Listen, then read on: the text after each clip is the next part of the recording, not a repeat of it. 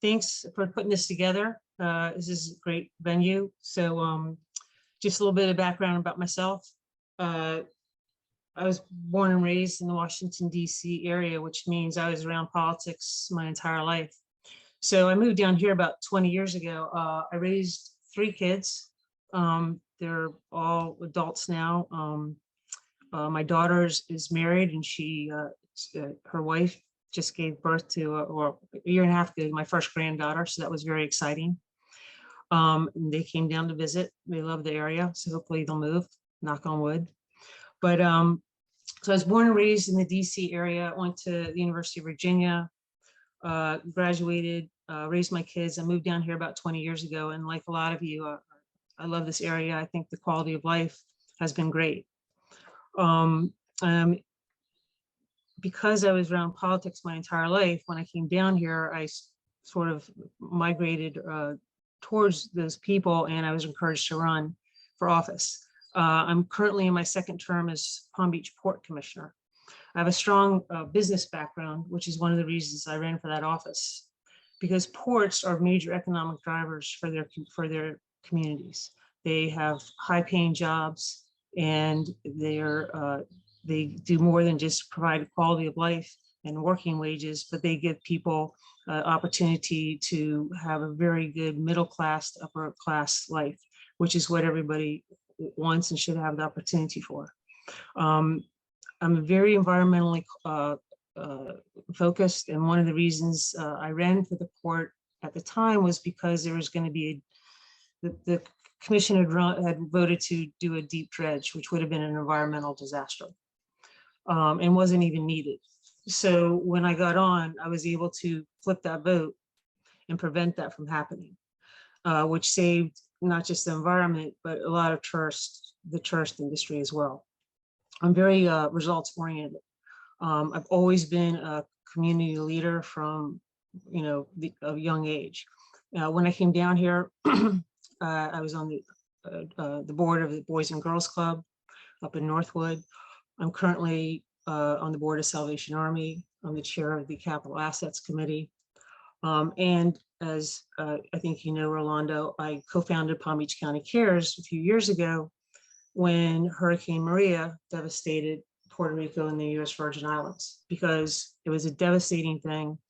And we co-founded it. We brought it was nonpartisan. It was all about the effort.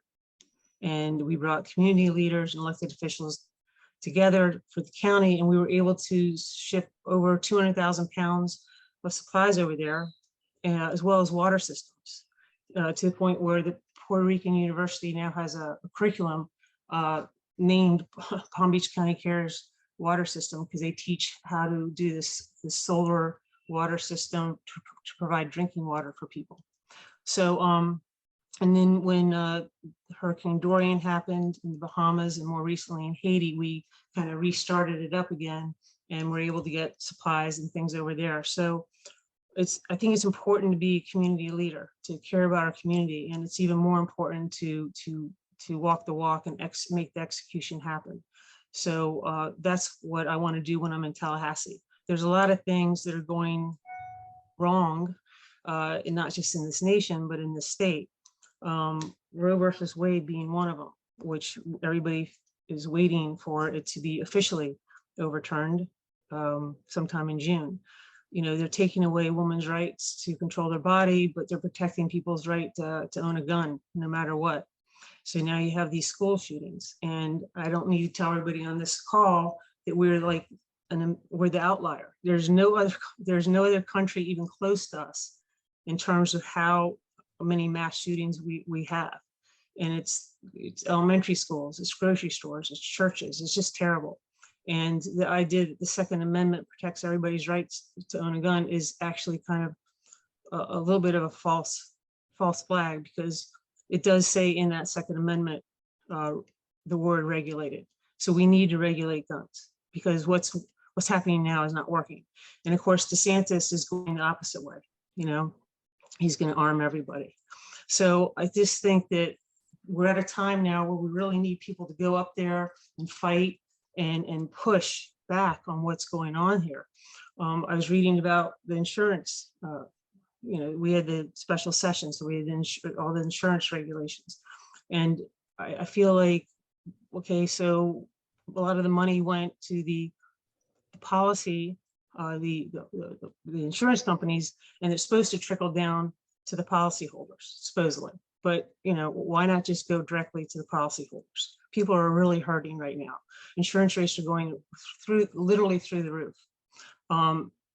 People are having their insurance policies canceled. And so they're faced with all these things every day.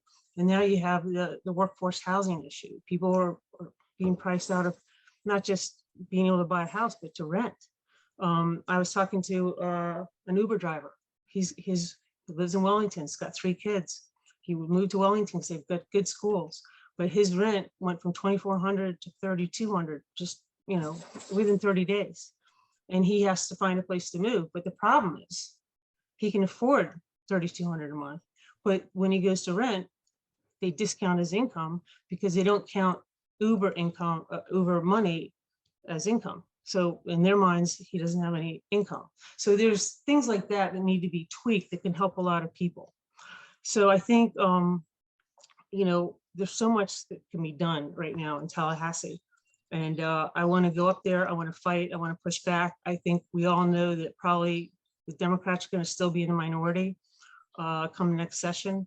But I think we need to have people who are going to fight, who know how to get things done, who know how to execute.